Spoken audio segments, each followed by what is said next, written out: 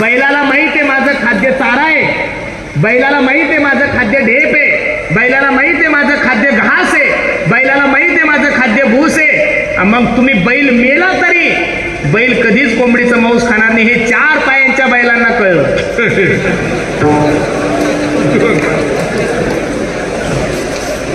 पुढचं तुम्ही पहा, तुम्हाला हसायला काय झालं म्हणजे कळलं तुम्हाला, बरोबर आहे का.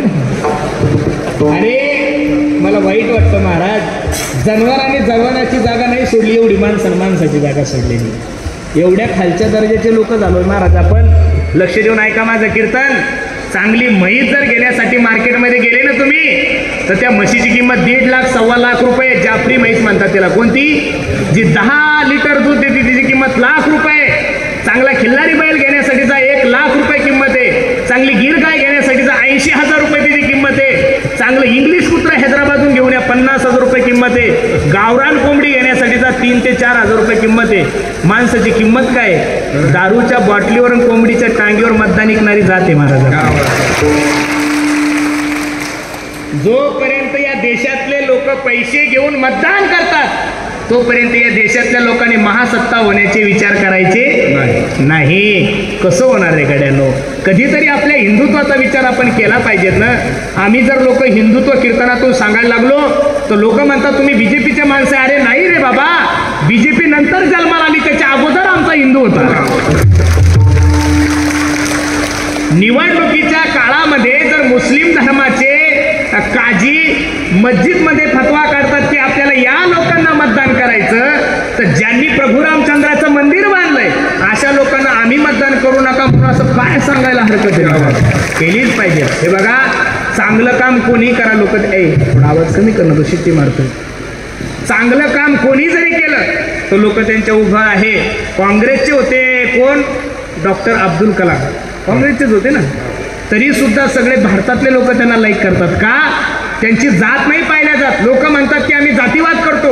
हे हिंदुस्थानातले लोक मुस्लिमांच्या विरोधात आहे. अरे तुम्ही वेडे आहे का? आम्ही मुस्लिमांचा विरोध कालही केला नाही, आम्ही मुस्लिमांचा विरोध आजही करणार नाही, आणि आम्ही मुस्लिमांचा विरोध उद्याही करणार नाहीये. अरे मुस्लिमांचा विरोध जर भारतातल्या लोकांनी केला असता तर भारतातल्या सगळ्यात मोठ्या पदावर म्हणजे राष्ट्रपती पदावर आम्ही डॉक्टर अब्दुल कलाम यांना बसवलंच नसतं महाराज. आमचं भांडण तुमच्या जातीशी अजिबात नाहीये, आमचं भांडण तुमच्या विचाराशी आहे. कशाची आहे?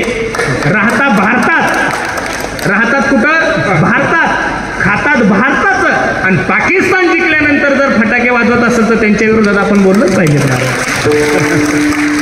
महात्मा गांधीच्या विचाराने जर जगसाल तर लोक तुम्हाला मारून टाकतील. गांधीजींचे विचार कसे होते? या गालात मारले की दुसरा गाल पुढं करायचं.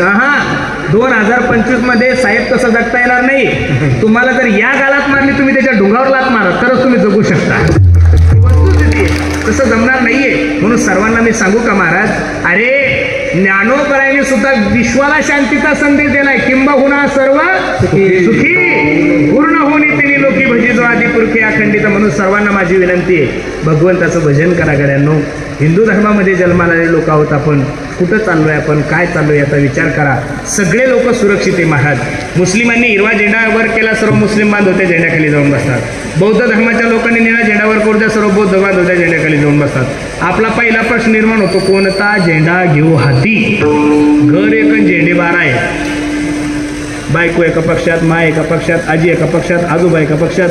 नवीन आलेली सुनबाई कबशी घेऊन अपक्षच फिरते. कसा ताळा जमल रे आपला?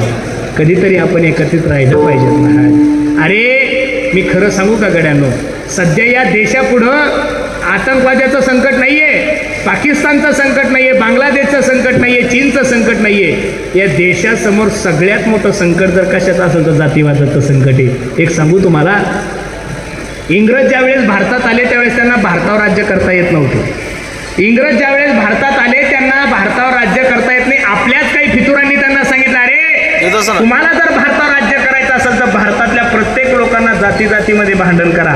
जाती जातीमध्ये भांडण लावले तर निश्चित तुम्ही या भारतावर राज्य करता. तेच केलं. पहलगामचा जो हल्ला झाला, बसणाऱ्या सर्व हिंदू बांधवांना माझा प्रश्न आहे, त्यावेळेस आतंकवाद्याने गोळ्या तुम्ही पाटीले म्हणून नाही घातल्या, आतंकवाद्याने गोळ्या तुम्ही मारवाडी म्हणून नाही घातल्या, तुम्ही जैन म्हणून नाही घातल्या. त्यांनी गोळ्या तुम्ही हिंदू आहात म्हणून तुम्हाला जर गोळ्या घातल्या तर मला इथं बसणाऱ्या सगळ्याच मंडळाला सांगायचं, प्रत्येकाने अंतकरणात आणि कधीतरी स्वाभिमानाने एकत्रित येऊन म्हणा मी हिंदू आहे आणि हिंदुस्तान माझा देश आहे. ही भूमिका जर तुम्ही ठेवली तर मी नारदाच्या गादीवरून सांगतो भविष्यात 5 वर्षात माझा भारत देश हिंदू राष्ट्र झाल्याशिवाय राहणार नाही. त्यासाठी सर्वांनी एकत्रित आलं पाहिजे. आणि नाही अनेक प्रमाण तन धन तृणजन. त्या वैष्णवाच्या जीवनामध्ये किती जरी मोठं संकट आलं तरी त्यांनी जीवनामध्ये परमार्थ नाही सोडला. परता जड बारी नेमा नटळे निर्धारी. असा वैष्णव कोणत्याही जातीकुळामध्ये जगाचा मालक सांगतात. तुका म्हणे याती